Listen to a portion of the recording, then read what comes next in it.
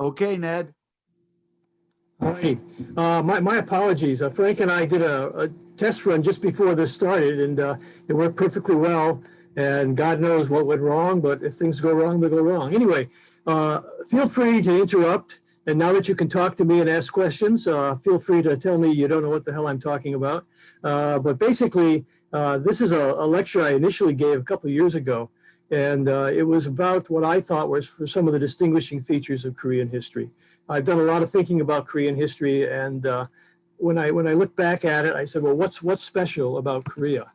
And in a way, this is sort of a theme that came up initially in a book by Igi Beck, New History of Korea. This is a book that Ed Wagner and I translated 40 years ago, I guess, whatever it was. And in his introduction, Lee talks about what he sees as the universals to history and the particulars to history.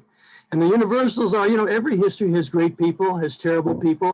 Every history has kingdoms rise and kingdoms fall. We're well on our way to the latter, I think. And also things that are particular, things that are unique. And so that's what really this is all about, is what is unique about history, what's different about it.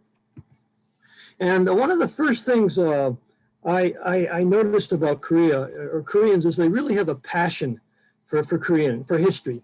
From the earliest times, they've been writing about their history and their past. And unfortunately, the earliest extant histories come from the 12th century, the history of the three kingdoms and the history of the ancient, the three kingdoms and the memorabilia of the three kingdoms. But before that, before these two books, these books came out, we know there were other materials, but they've been largely lost to history, and we don't know their exact contents.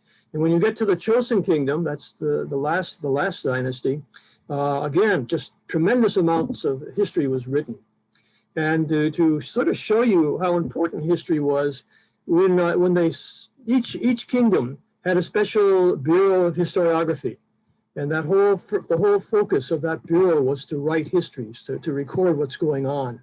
And this bureau, they usually took the most talented and the most skilled people and made them be the historians.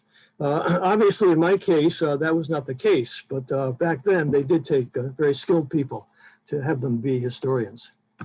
And just to give you an example of how intense Koreans love their history, as some of you might remember, my focus was on the military period in Korean history. And one time I went down to a Kyobo bookstore and just took a picture of all the texts that are written about that 100-year period in the Koryo Kingdom. And I found 14 different manuscripts or books written about the Koryo military government. So that just shows you how such a minute period in Korean history can evoke so much great interest. So it was this interest in history which always made me interested in Korea and made me appreciate what Korean history was all about. But usually when I start and talk about peculiar features of any country, I really want to start with geography, because it's geography that has more of an impact on the country's history perhaps than anything else. Think of the United States history and how initially we were such an open country and we could continue to spread out, and that certainly gave us a cowboy spirit, which we probably haven't yet escaped. Or in terms of Japan, its isolation because of it being an island country. Well, Korea also, for a large degree, was isolated. It was isolated in part because it had the mountain ranges in the north, and then other mountains that separated Korea even more from China. And so geography helps determine how Koreans look at their world. But realize also, and we're going to see this again and again, Korea was really at the crossroads of East Asia. And quite easily, China could be a model. And it was a model for many, many things. And the Koreans grew up alongside of the Chinese. And a lot of the questions Koreans had, the Chinese had already answered, which enabled them to develop a certain degree of freedom in what they did. But anyway, we'll come back to geography any number of times because it is so important in understanding what Korean history is all about. And Koreans, as I say, grew up along the side of China, and they were very, very clear that China played an important role. But they were also equally clear that they were different. And in the Koryo Kingdom, one of the first king wrote out 10 injunctions, as you can see, 10 injunctions. Now, I would be happy to sit and read this to you right now, but I don't have the time. But what's of particular interest is, to me, is injunction number 4, in which the King Wanggun says, "In the past, we have always had deep attachment for the ways of China, and all our institutions have been modeled upon those of Tang. But our country offers a different geographical location, and our people's character is different from that of China. Hence, there's no reason to strain ourselves unreasonably to copy the Chinese way." And so this is one of the earliest statements saying, hey, we're not Chinese, we're Korean. We can do things our way. And that was sort of a theme that you'll see emerging again and again throughout Korean history. And even to this day, Koreans are very anxious to assert that they are not just a copy of China, and they're not just a replica of what the United States is trying to do. But because of their geographic position, the Koreans confronted numerous foreign invasions. And the earliest, some of the major ones in the earliest were the Sui dynasty and the Tang dynasty in the 7th century. And then when you get up to the 10th and the 11th century, you had the Khitan and the Jurchen coming down from the north. And again, I'm sure you're all familiar with the Mongol invasions and how they just ran over Korea for a long, long time. And then, of course, one of the most recent major invasions was from the Japanese at the end of the 16th century. And this, by the way, is, and maybe Frank and Rosebud and Sharon will recognize this. This is a Tongnae Fortress in Busan, just outside of Busan in Dongdae. And this is the Japanese that are trying to break down the walls to this particular fortress. Today, Tongnae is important for other reasons, but that's just a historical footnote. So foreign invasions ran over Korea again and again and again, but the Koreans resisted. And that, to me, is the most important thing. They were very, very clear in their identity and who they were. And they fought to maintain their separation. Now, this Ulchimunduk, some of you remember Uchido in Seoul. Well, that's named after one particular general who valiantly fought to keep out the Chinese when they invaded. And then King Minmu, who was one of the early great kings of Shilla, fought against the Tang. And then you have other people speaking out against the Khitan. And perhaps the most famous of the early people were Igi Bo. And Igi Bo was a great scholar in the Koryo period. And he wrote wonderful memorials to the Mongol emperors, trying to get them to stop their invasion. And as I mentioned before, it was this kind of resistance that helped Korea maintained its separate identity. Now, of course, the most famous resistor was Yi Sun-shin, which we've all been indoctrinated in and know, and how he worked to defeat the Japanese on their invasion, and of course, the so-called turtle boats. And these 5 men are some of the heroes of Korean history, but realize it's not just the great leaders. It's not just these people whose names have lasted in history, but realize there was many of the heroes were unsung, whether it was Buddhist monks or peasants or guerrillas just fighting one way or another to maintain Korea's independence. And from this, we can begin to see there's really a strong sense of identity. There's a guy by the name of, there's a recently famous historian who talks about nationalism and how nationalism began only in the 19th century, late in the 20th century, because earlier countries didn't have a strong sense of identity. But I maintain Koreans in particular had a strong sense of who they were from a very, very early time on. And it can be seen through these resistance, it can be seen through their literature. One of the themes that I want to touch on also briefly is this idea of Sadejui, which is serving the great. And for a long time, when people were writing about Korean history, they said Koreans were nothing but flunkies, always serving the great. Whether it was serving the Chinese or the North Koreans that claimed that the South Koreans are serving the Americans, and we'd like to have claimed that the North Koreans were serving the Russians. Well, there's this idea of always bowing down to the strongest power nearby. And I would say serving the great is not just flunkyism, it's also very realistic. In an international world, you have to deal with great powers, and you can't always bend to them. And the Koreans developed a very strong sense of both resistance, but also working internationally. And to me, that's a very strong theme. And so I see here, I say isolationism, nationalism, and internationalism. And I maintain, you see this even to this day, in which at one hand you have Koreans very, very strongly nationalistic, speaking against, well, a couple of years ago, against it was American imports of beef. And you also at the same time have this tremendous sense of internationalism in which you have these great companies like Samsung or LG or Hyundai just sort of going around. And so essentially you see both sides to Korea in the past, and you continue to see both sides to Korea today.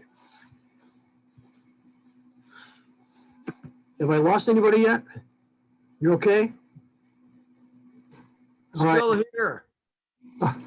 Anyway, feel free to bump in and say, Shultz, I have no idea what you're talking about. I used to tell my students, I have a wife and 2 teenage kids. This is a 20-year-old story. They don't believe a thing I say, so why should you? So feel free to ask. But I think it's important to look upon Korea as East Asia's middle kingdom. And this, by the way, did not start with me, but Gary Ledger, who some of you have worked under, was the one who initially talked about how Korea is really the middle kingdom in East Asia. It's not China, which is known as the middle kingdom. And he liked to point out how Korea was really a cultural transmitter. Korea took things from China and sent it over to Japan, or received things back and sent it back to China. And certainly in terms of cultural transmission, you can see it from Celadon as an example. Celadon starts in China, comes over and is further improved in Korea, and then it goes back and helps raise Chinese production of Celadon to a new level. You also have monks who go constantly back and forth, carrying their beliefs and invigorating all societies. And it was basically Zen Buddhism, which starts for all intents and purposes in China, is brought to Korea and is further amplified. It's taken back to China, and then it's also taken on to Korea, onto Japan. So these are just some examples of how Korea is really the middle kingdom. This last picture down at the bottom is sort of a southwestern Korea off the Jeolla coast. And this is an area that a guy in the 8th century by the name of Jang Po-go dominated. And he was a major entrepreneur, a major maritime power. And he essentially linked what was going on in Japan to Korea and to China. And for those of you who have read Enin's Travels in Tang, China, he talks about how important Jang Po-go was in terms of fostering this interchange between East Asia. So think about Korea as being the middle kingdom. And its importance as a transmitter going both ways. Another thing that struck me that's really significant about Korea is this emphasis on lineage, on blood. Shilla developed a Gopam system, which was basically like a caste system. And everything in Shilla was regulated based upon your status in society. Everything, including down to the size of the house you could live in, the kind of carriage you could own, the kind of position you could hold. And so that's just an example of how lineage or blood is so important in Korea. It continues into Koryo, and it continues into Chosun. And essentially, we'll see this in another way going on, but Koreans have always been very interested in what their lineage is, what their background is, who they are. And that helps explain in part why there was such a tremendous interest in writing genealogies and keeping track of your family record. Can I ask you, put in a question here? Sure, go ahead, Charlie. I'm thinking about the ancient histories that you referenced in the first slide, and what we learn from those ancient histories about those kingdoms that proceeded, through Koryo and into the Joseon dynasty, and that has to do with the veracity of what we read in those texts. To what extent can we trust their authenticity and the extent to which they accurately depict the way those societies worked? Good question. And those histories were basically written based upon the fragments of records that appeared in the 1200s in Koryo. And Jonathan Best, who's now at Wesleyan, has looked particularly at the Pekje histories, the annals, and has showed numerous cases where things have been juxtaposed and rearranged to sort of fit a narrative. And so when we look at the earliest histories, we have to be somewhat careful.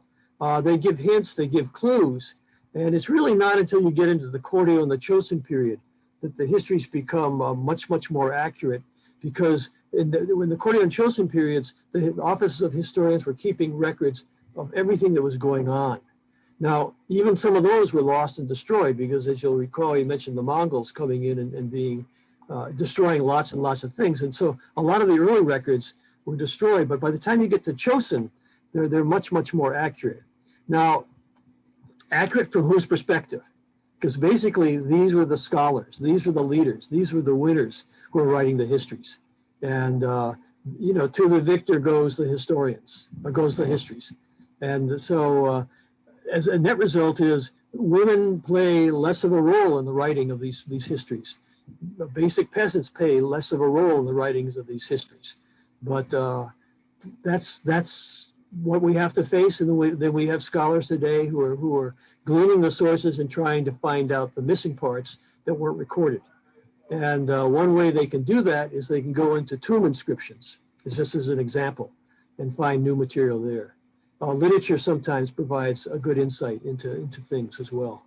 So go ahead. I'm thinking even like the Shilla dynasty, the way that's been portrayed with what were those the knights of the Shilla clan, the Hwarang.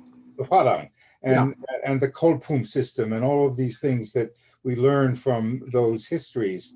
To what extent can we actually trust those as being accurate representations of the way those societies were organized? Like the Kolpum, there's a pretty good record of that. And that seems far more trustworthy than some of the earlier anecdotes in history.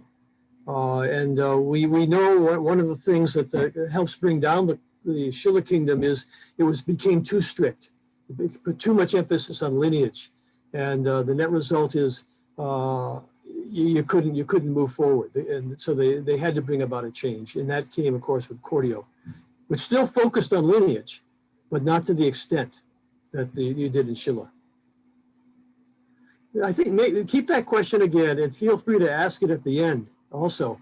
And I'll go on and show you some other examples of things that seem to distinguish the period, and it might help answer the question. Because the next thing I want to talk about is the state examination, which is in direct contrast to the whole idea of lineage being important. And the state examination started in the Koryo period and really becomes central to the Chosun period as well. And this is an example of actually some K3 Peace Corps volunteers trying to enter the Peace Corps, and they had to take this examination before they allowed them into the Peace Corps. Poor joke, sorry. Anyway, what the state examination was trying to do was to find another way to judge people, not on lineage, but based upon merit, based upon ability. And so you have this tension between the two, merit versus lineage, throughout much of the Koryo and even into the Chosun period. And Koreans today, as you know, seem to love to take examinations. Bobby was just talking about her grandson who's in Korea is confronting the examination to get into college. And as you can recall, when we were teaching, we had to sit and watch kids try to take examinations to get into high schools and in college. So it's something which started actually with the Chosun, with the Koryo period. So what's interesting also is who passes the examinations. It's often those who had lineage, those who had the money, those who had the background to afford the good examinations. It's just the same question that Koreans ask today. Who's passing their examinations to get into Seoul National? Is it just guys from Gangnam, or can you get people in from Gangbuk as well?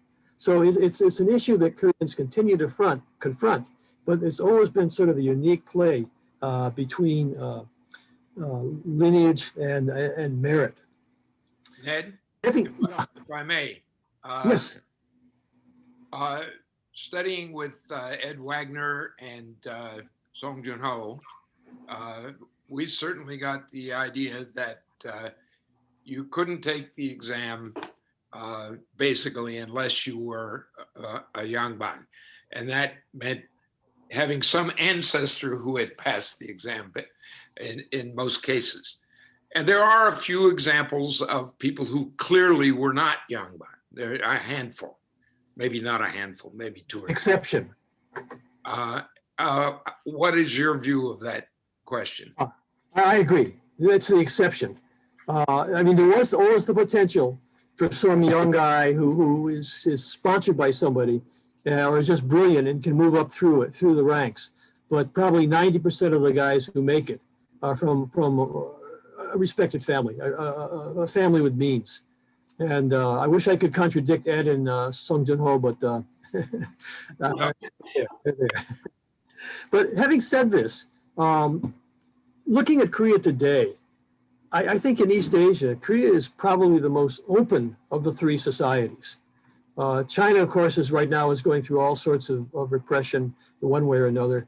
Japan has always been, and maybe Bobby, you can correct me, but I've always had the sense that Japan is much more restricted, much less open, much less freer than Korea. And I think it's in part the Korean personality, it's in part the geography, it's in part this whole play between merit versus lineage. But I think Koreans today are constructing the most open society in East Asia. But yeah, right now, Japan's going the other direction. Yeah.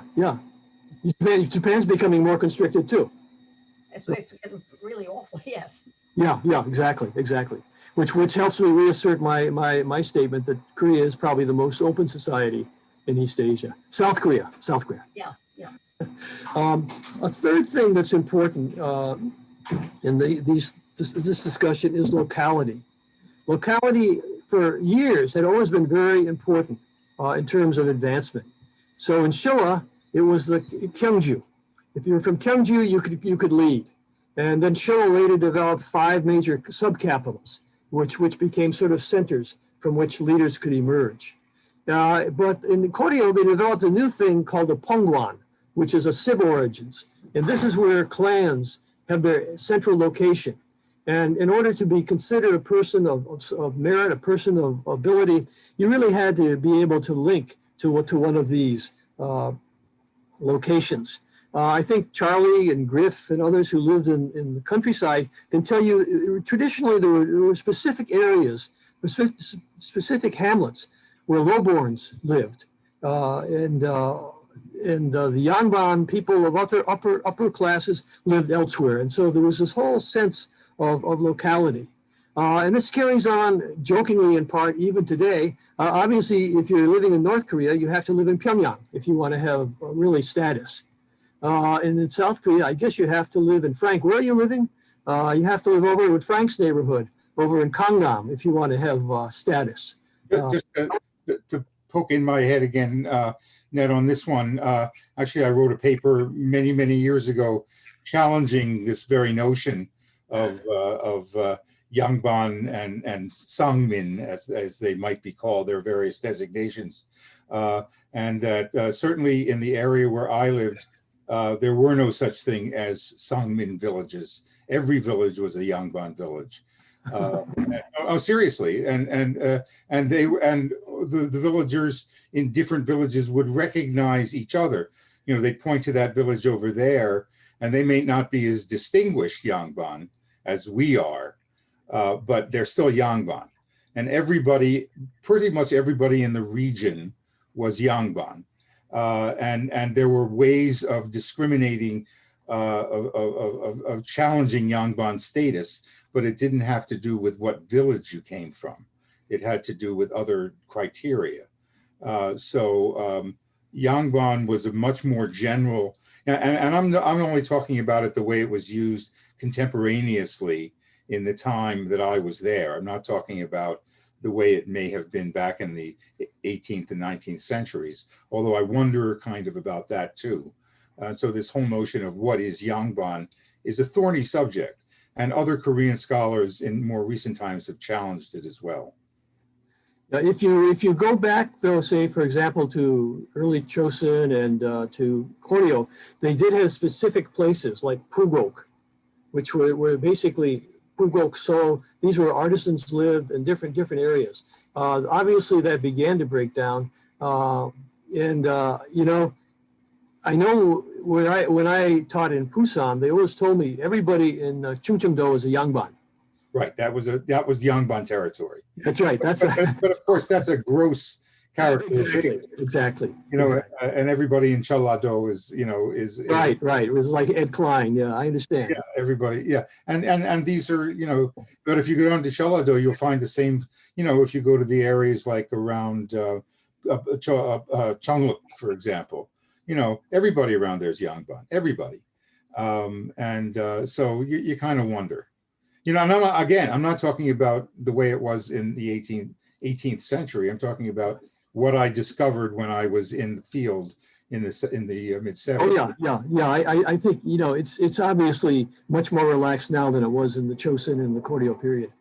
But it's to me, lineage or locality has always been something which seems to play a role. And in part, I attach that to geomancy. And I can remember a friend of mine, he taught with me at Pusan, and he said how he knows he's lucky because his grandparents were buried in a propitious spot, and that's carried on to his blessings in the 20th century. So it's locality is significant in Koreans' lives. And of course, that takes me to geomancy. And geomancy, otherwise known as feng shui, that's where location is very important in determining your life, where you are, and what you're doing. And it's always been like the placement of buildings. I'm assuming you know what feng shui is, geomancy is, so I don't need to go in any great detail to talk about it. But traditionally, Koreans have always believed that that's important to find the right location to do things. Tosun was an early scholar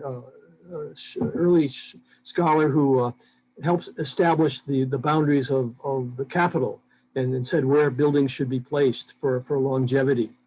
Charlie mentioned the Hwarang a little while earlier, and these were what some people were Shilla Boy Scouts or young knights who traveled all around Shilla, and they often visited important spots, historical spots, geographic spots. And of course, related to this is something which Laurel mentioned a little before, shamanism sort of is tied into this in terms of location and in terms of linking with nature. And this geomancy, this feng shui, as we call it, is very much tied to the Koreans and their appreciation of nature as well, which is a theme that I see very strongly going through Korean society even to this day. Another key thing to Korean society is the supremacy of civilians, civil supremacy. The United States has this theory in which civilians should rule. The military of the United States is theoretically subordinate to the civilian authority. And in Korea, that likewise has always been the case, or almost always been the case. And this particular picture, by the way, was taken like 70 years ago, and it's a picture of the Seonggyeongwan in Gaeseong, up in North Korea. A friend of mine had this picture, and I wanted to get a few shots of North Korea. And so this is what it looked like 60 years ago. I have no idea what it looks like now. But we talked before about the civil service examination, and we also talked about how important scholars were for the development of Korea, and how important education has been. And it's been a key to the success of Korea. And it was sort of maintained throughout the Shilla, towards the tail end of the Shilla, into the Koryo and into the Chosun and up to today, the importance of civilian authority. Now, some of you are going to say, but, and we'll get to the buts in a minute. But basically, the military is important in establishing a country, establishing a regime. But they soon discovered they can't rule through generals alone, but they had to bring in civil administrators, civil scholars. And that becomes a theme which appears again and again. And tied to this idea of civil supremacy is this focus on Confucianism and its importance in building, essentially from the Shilla period on, Confucianism was part of Korean society. And Confucianism is really concerned about bringing in talent, bringing in men of merit, people of merit. And it's also concerned about bringing about a harmonious society. And everything it tries to do is to try to promote the idea of harmony and relations and harmonizing relations. And you can see that even to this day in terms of the way Koreans talk about Confucianism.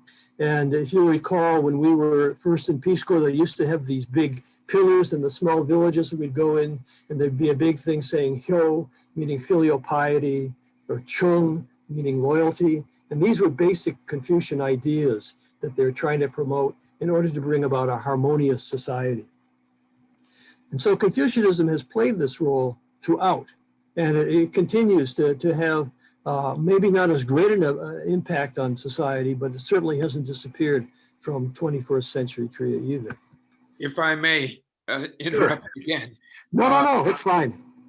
The first time I went to North Korea in 1988, while driving along Main Street in Pyongyang, I saw a sign that said Hyo on one side and Chung on the other side. It wasn't in Chinese characters, but that's what it meant, obviously.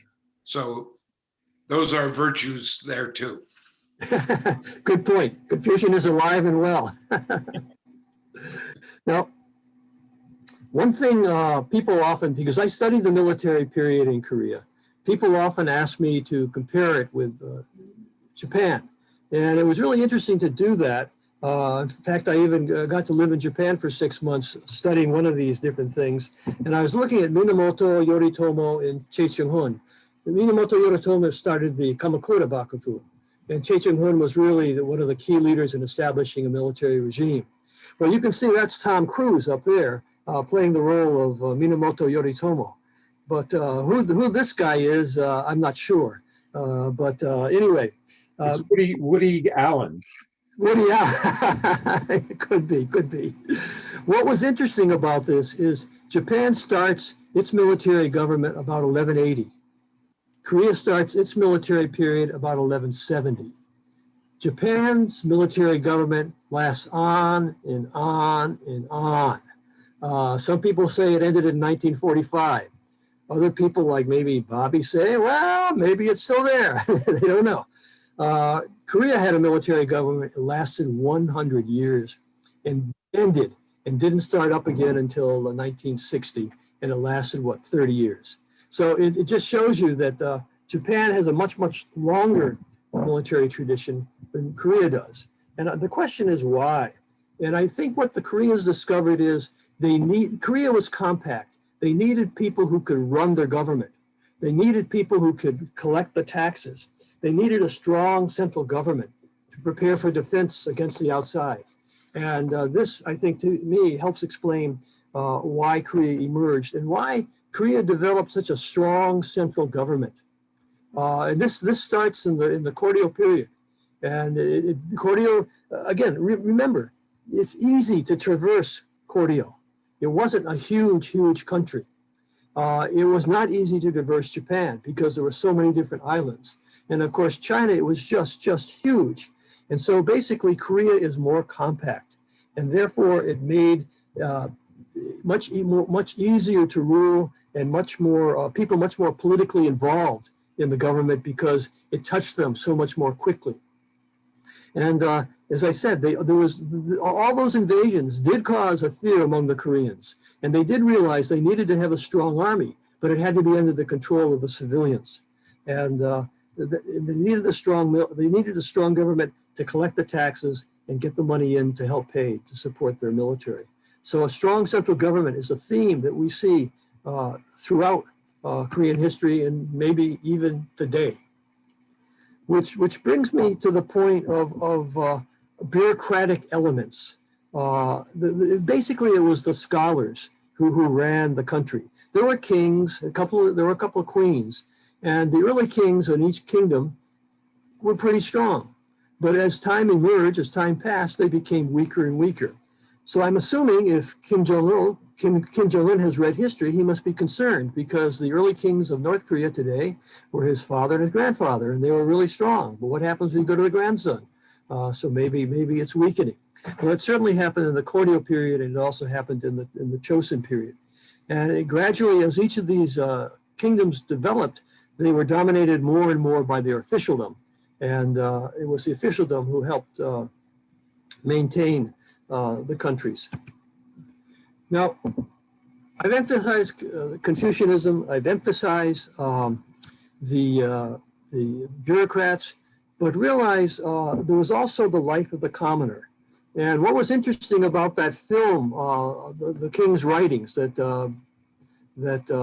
some of you might have seen, was how the bureaucrats were constantly arguing with the king, and the king was constantly worrying about the people, the under people. And that's one reason why this Hongmin Jeonum was written, so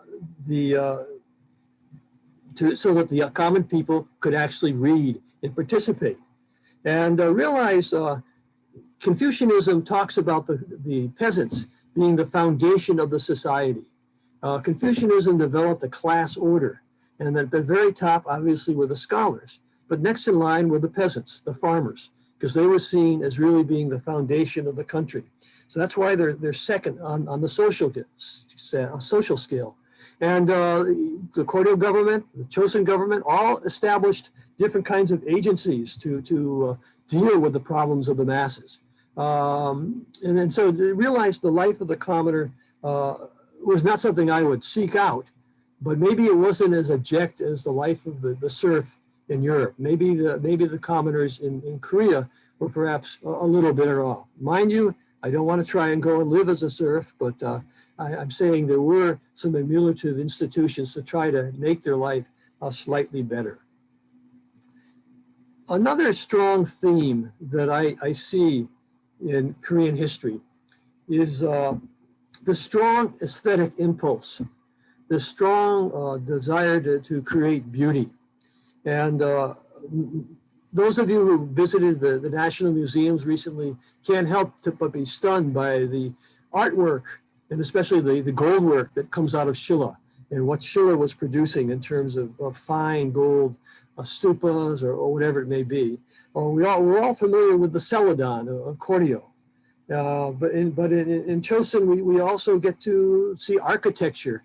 And again, they had their own whiteware and other pottery. So it's something that Koreans for centuries have been producing wonderful art. And also architecture. We haven't even touched on architecture. And again, it's just one more way the Koreans can kind of express their love for nature, because it's through many of these things that we get to see nature coming forward. And Koreans not only were, in terms of art, creative, but also in terms of music, in terms of dance. If you look at the earliest Chinese records describing Korea, they talk about how the Koreans love to sing and dance. And for those of you who can recall riding on the freeways in the 70s and the 80s, you might recall seeing these buses sway down the major highway as people are dancing and singing on the buses or then as we saw when we were there in the Peace Corps, you go out to the countryside, you visit a site and you find all these people around a makgeolli bowl singing and dancing. So these are great examples of singing and dancing. And what I see in Korea is it just really reflects the inner vitality. And there's sort of a juxtaposition between the Yangban culture and the farmer culture. And on the one hand, you have as an example, you have the kayagum, which is so refined. And then you also have the samulnori, which is the guys out clanging with their jing and the drums. And just two different types of music. And whereas the kayagum also seems to be very, very restrained, the samulnori is very, very exuberant. Or this could be seen in court dance, the salpuri, which is the refined court dance. Again, so restrained. But then you have the talcho, the farmer's mass dance, or even the nongak, which is just so exuberant.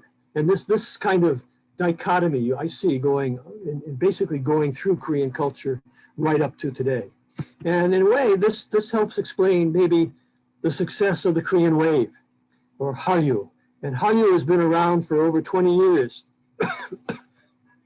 And as we all know, it's just excited the world through film, drama, fashion, food, and of course, even Jimmy Fallon got excited with BTS in their appearance. And what this takes me then to is the final slides I want to show you. And this is really how dynamic Korea has become. And it was a dynamism that I saw, or I feel I can see way, way back in the Koryo and the Chosun period, but it's certainly a dynamism that continues today. This is a view from Sogang that I took in 2006. And I took it because when I first visited Sogang, with maybe some of you back in 1967 or so, there was mountains in the distance. You can still see a few mountains. And there was the Han River, which you can no longer see. And there was a railroad track, which you can no longer see.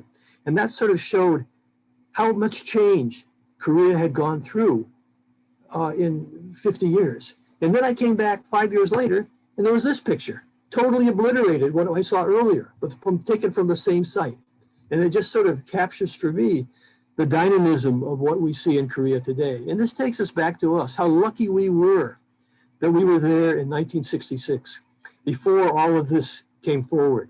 And I think many of us then recognized there was a Korean spirit, there was a Korean love for life. And I think all of us can't help but be surprised at how it's moved forward, but also I think a certain amount of delight. Anyway, so these were basically the themes I wanted to mention. Some of you studied under Jim Pele, and he one time wrote an article for the Harvard Journal of Asian Studies. Get it right there. Is that right, Ed? Yeah, okay.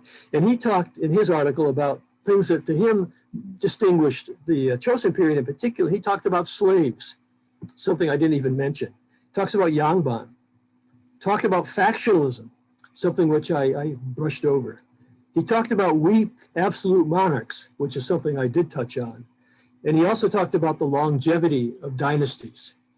My list was a little different. I talked about a passion for history. I talked about the importance of cultural borrowing, the importance of lineage, locality, civil leadership, education, artistic creativity. And this is only the top of the iceberg. As Frank is probably going to tell me in a minute, Ned, you missed Buddhism. But I'll wait and let him say that to me. But what I'm saying is the tradition we see in Korea today was built over 2,000 years. And we are reaping the benefits of the past. Anyway, if you're still awake, I'd be happy to take a few questions, as long as I don't push the wrong button. Wow, great. Good job, Ned. Great, Ned. Well, you're kind, you're kind. Glad to see you awake. I published a book about 20 years ago and I got a book award. I think I might have mentioned this to you before, but it was voted the best book produced by Insomniacs International. Oh, really? kidding. Sorry. Bad joke, bad joke. Just No, can't- I have that book and it's very effective.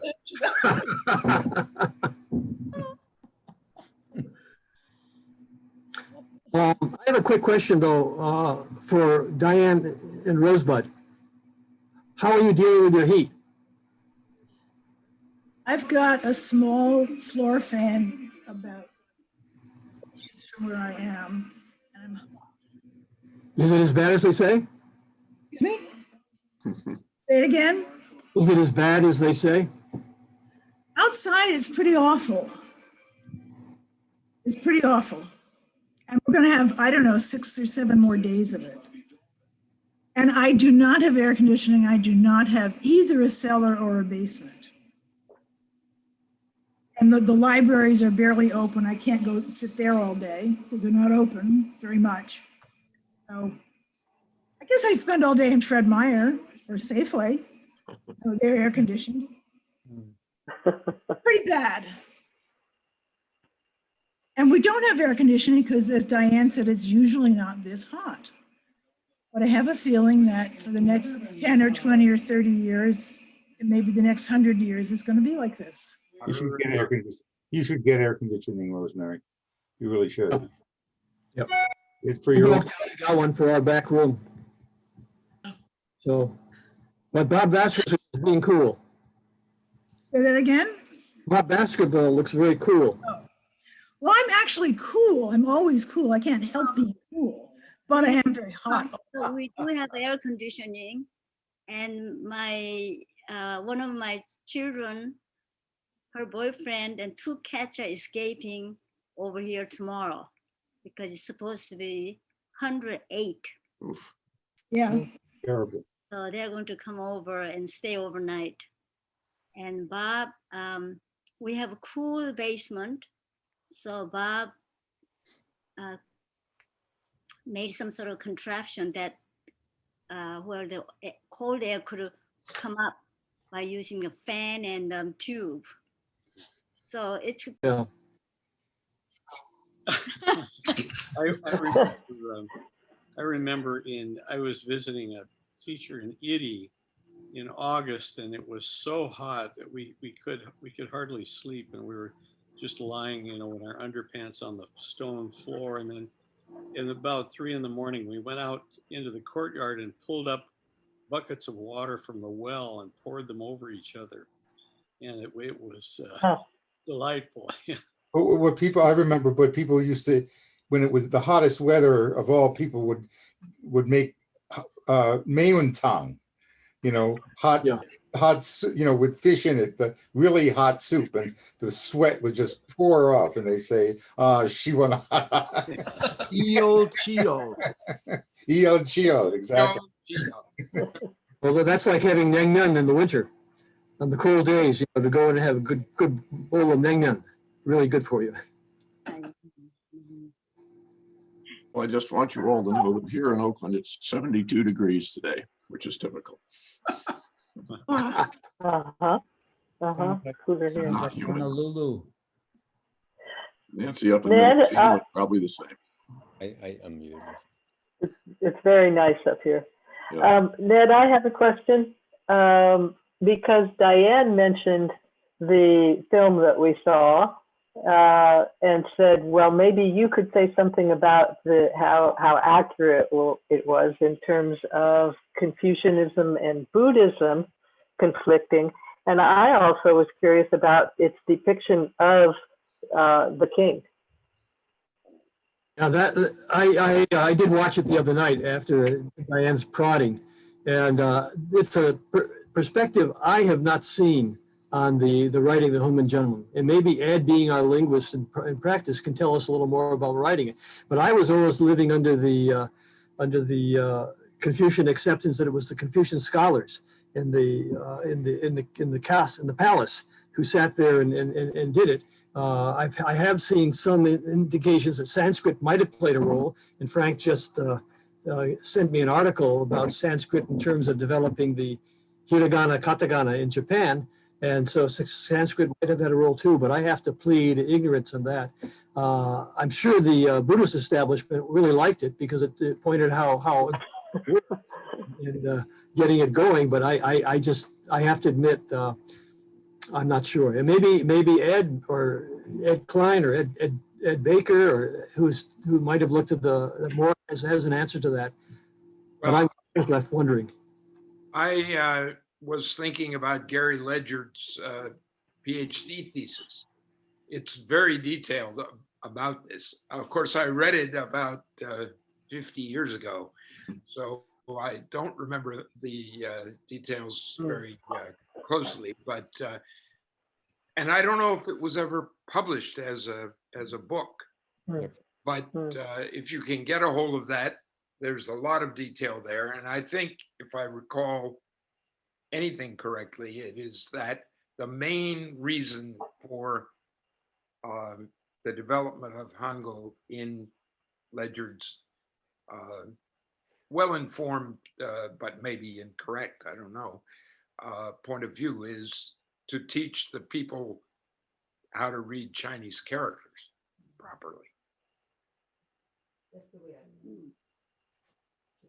But its depiction of the king as being clearly concerned about the people, I think, is one that's well accepted in the historiography of the kingdom. But the whole role of the Buddhist involvement, I mean, there was a Buddhist temple that was allowed to come into downtown Seoul, and I think that's Jogesa, and there's others that later infiltrated over the borders. Up by Yonsei, there's one, for example.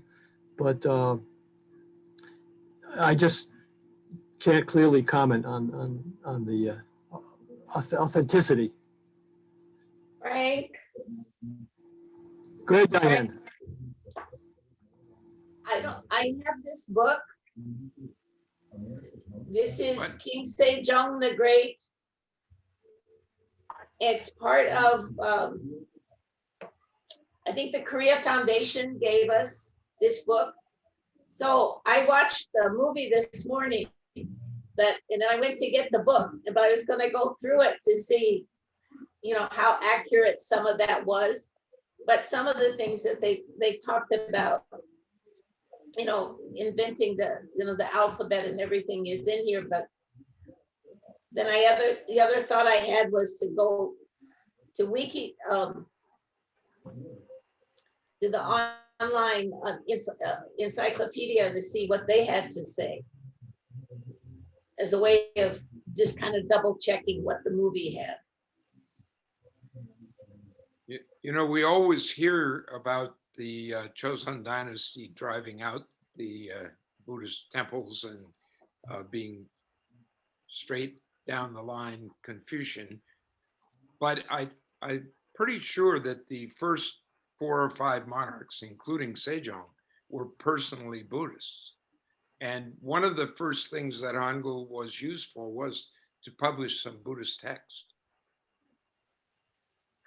Yeah, the movie brought that part out, that the king's wife, the queen, was very much involved in Buddhism, and she was sort of a major role in if this happened, in bringing the monks in to getting the Hangul going. But yeah, you're definitely right. Buddhism, remained very much a religion, and Frank can probably go on for hours about this, but very much remained a part of the peasantry, even the Yangban women, right up until maybe now. Yeah. Buddhism has not disappeared at all. Not by any means. We Westerners are so excited about Christianity coming in, but and we talk about how many Christians, but there's probably far more Buddhists in Korea today, even today. So, can I mention also, there's that famous Shijo poem by Zhang Chul from the 16th century, where in the English translation, into the water a shadow falls, over the bridge a monk is passing. Hey, you monk, stop right there. Let me just ask, where are you going? With his staff, he points at the white clouds and keeps on his way, not turning to look back. And it's an incredible poem for a lot of reasons, but among them, it's like a body cam recording of a Confucian official's encounter with a Buddhist monk in the 16th century in which he invites centuries of people after that to think how he got put down by this Buddhist monk. And it's just a wonderfully dynamic representation of the, situation then and on since then. I think it's an amazing poem. I remember discussing that poem when you were giving your presentation a couple months ago, I guess it was. Yeah. And one of the things that was very apparent is in the actual Korean is the maybe the monk is putting down the Confucian official, but the Confucian official is talking to him in Panmal. Oh yeah. And he's talking to him as if he's a lesser class of human being. Right. So he's almost like cursing him out. He's being very disrespectful. He's totally disrespectful, but that's a recording of what he said to a Buddhist monk who then busted him by keeping on his way and turning to look back. I mean, it's a wonderful dynamic. But on the other hand, even in the folk tradition, you talked about the Talchum, Ned, and you talked about the mass dance, and there are also these plays, these kind of folk dramas that people would do in the countryside, particularly in Gyeongsang-do. And one of the stock figures, and in the mask there's a mask for a monk, and the monk is this dissolute figure, sort of this skirt chaser. He's supposed to be someone who observes all these ascetic principles, but what he really is, he's this sort of slimy guy that is anything but a respectable, virtuous guy. A very bad example for the rest of humanity. And that's a very common folk, going back in the well back into the Yi Dynasty, idea about monks, that monks were dissolute, they drank to excess, they chased after women, and they milked they were sort of con men that milked the public under the guise of being virtuous and holy, when in fact they were anything but holy. That was very common. This is him right here. Pardon me. There you go. There you go. Royal monk.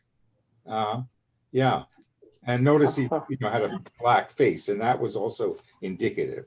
And usually a long nose also. The nose is long. Yeah.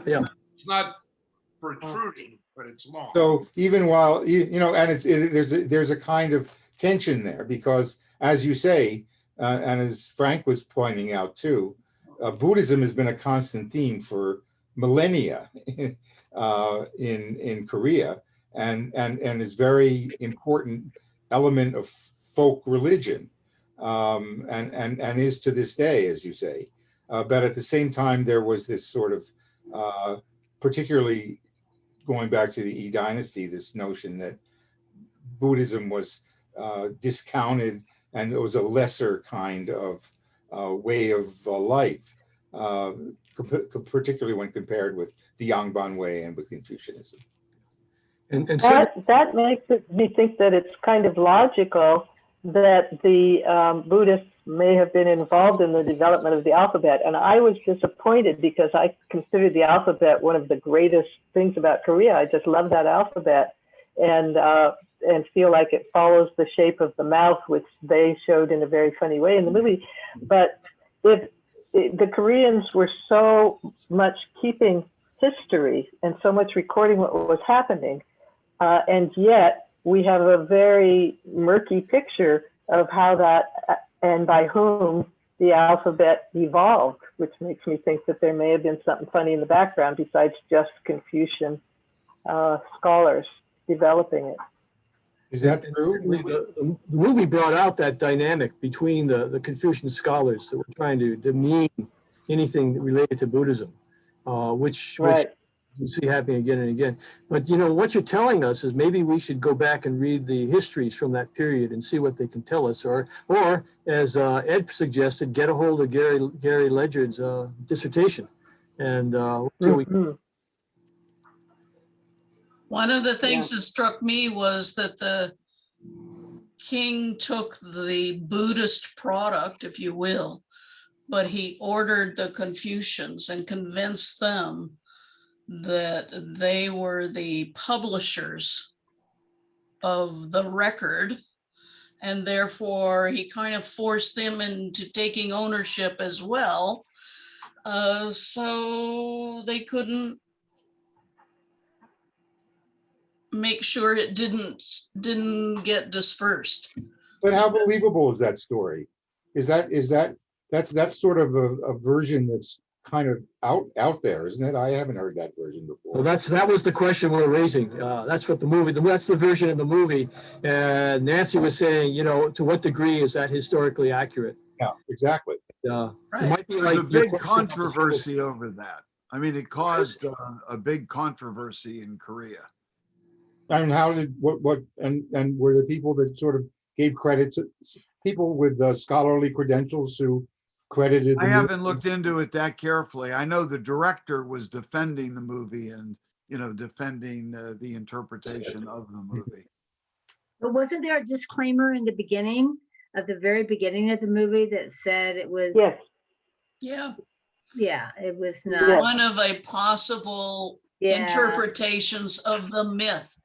It had all those keywords about myth and possible and one of, and Mhm. It was faction, not fiction. I'm not sure if I saw the movie. I don't think I can watch the one that was sent to us by Diane, because it says it's not available outside right. of the States. But I saw one, I don't have a very good memory for movies. I saw one where it featured Sejong and a commoner who was a craftsman who was creating all of the mechanics, both for Hangul and also for inventions. That must be a different movie? Different. It wasn't. Okay. Different movie. This is a Buddhist monk.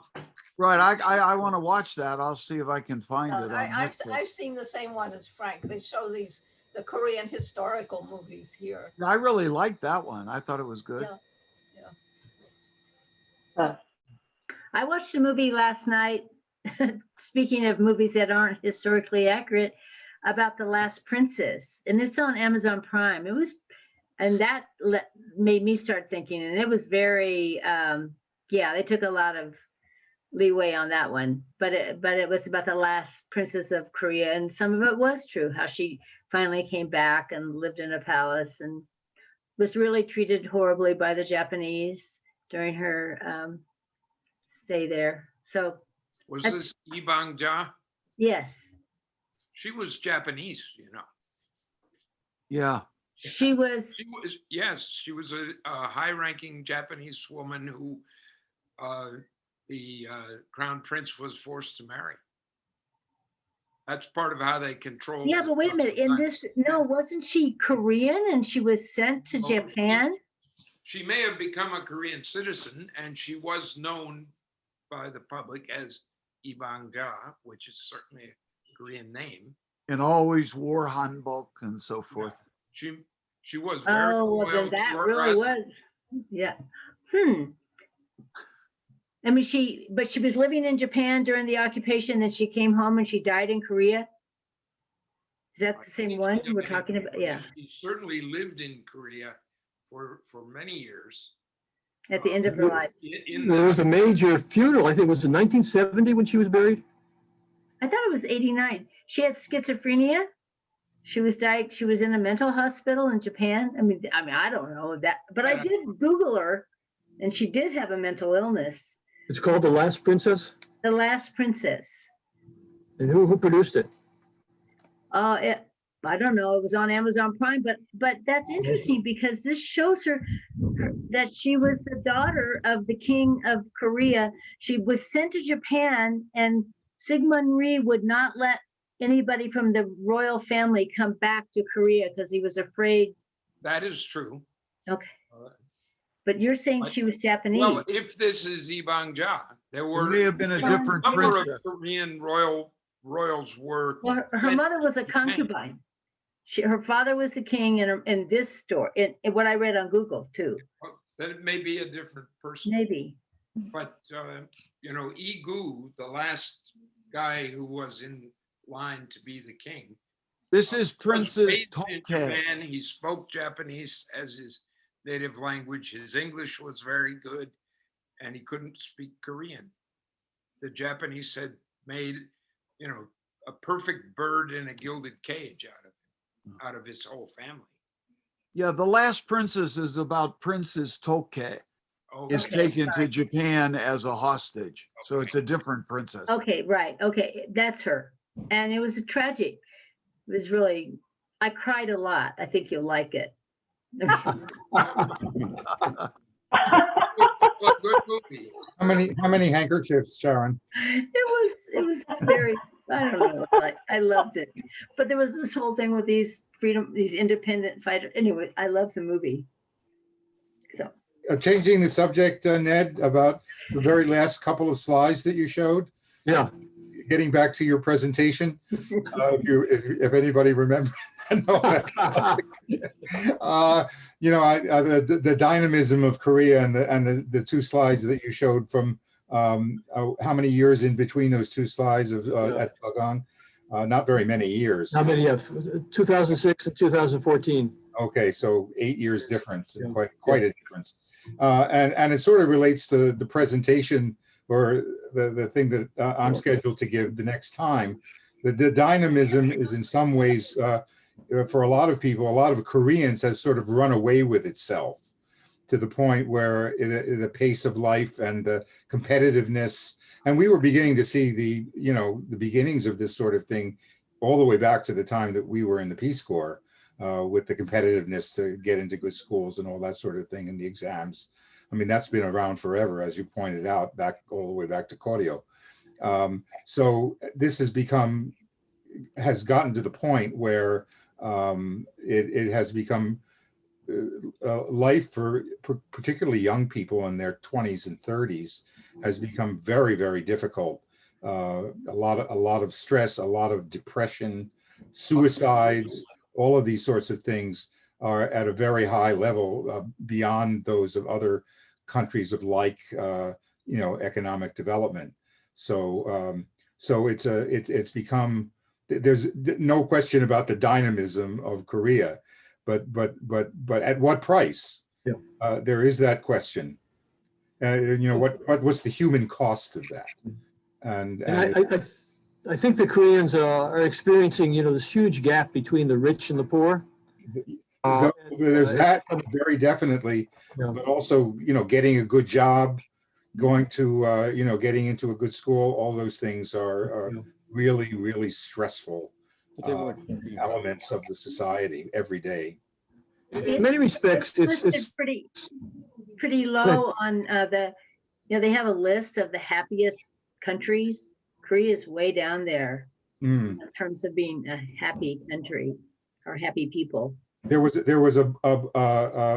this idea that was quite popular a couple of years ago, and it was Korea is hell, and I think there was a book written by that name, Korea is Hell, and it was referring to this kind of stressful life that people were having to live.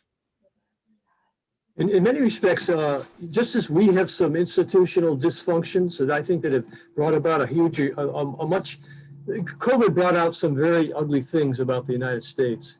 And I think Korea's also looking at things that have happened as a result of COVID and other things. And people are beginning to question. When we were in Korea, even the rich were kind of poor. I lived in a rich man's house and froze in the winter. And, but my lifestyle as living in a rich man's house wasn't all that different from other people. Not like Parasite. Like Parasite. Can I add something to that? Sure. Can I add something? My daughter lives in a very poor area of Gangbuk on the 4th floor of a 3-story building. And when they first shut the schools down because of COVID, the first thing she said was, what are they going to do about the school lunches? What is that? Say again. she said the first thing she said when they shut the schools down for COVID was, what are they going to do about lunches? Because the many, many kids in her area, it was the only meal was the school lunch. Right. Okay, right. The huge Same in the difference States, same in between the that and States. China. Same in the US. Exactly. Same in the US. Exactly. And actually what did happen is that the food for the school lunches was sent directly to the families.